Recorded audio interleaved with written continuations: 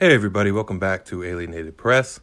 This is the day's daily news update for Monday, February 6, 2023. According to Left Voice, New York nurse strike shows the way forward for labor.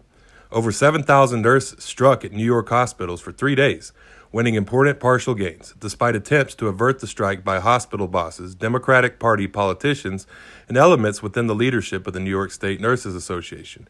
The bargaining committees of 2 major hospitals held strong.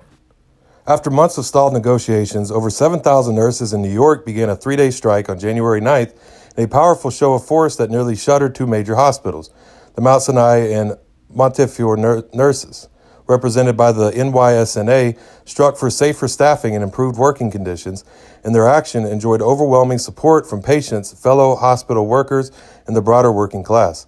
In the lead up to the strike, New York Governor Kathy Hochul tried to act on behalf of the hospital corporations and offered to broker a deal, calling for binding arbitration. The nurses knew better and rejected the offer. Hospitals tried to weaponize the nurses' decision to follow through with the strike, arguing that other private hospitals correctly accepted similar deals.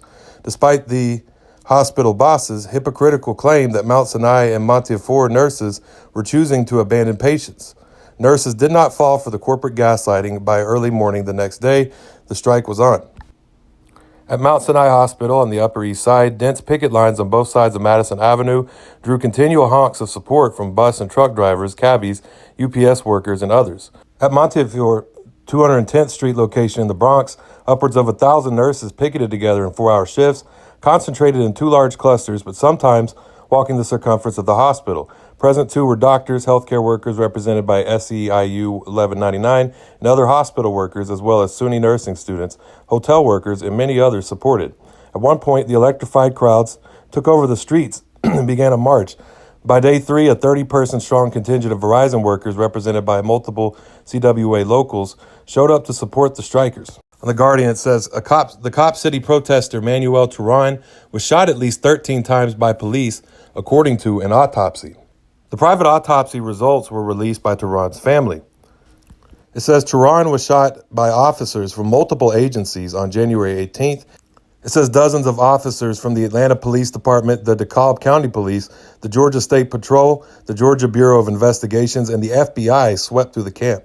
The officers claimed Turan shot first. However, Georgia's Bureau of Investigation said the shooting was not captured on body camera.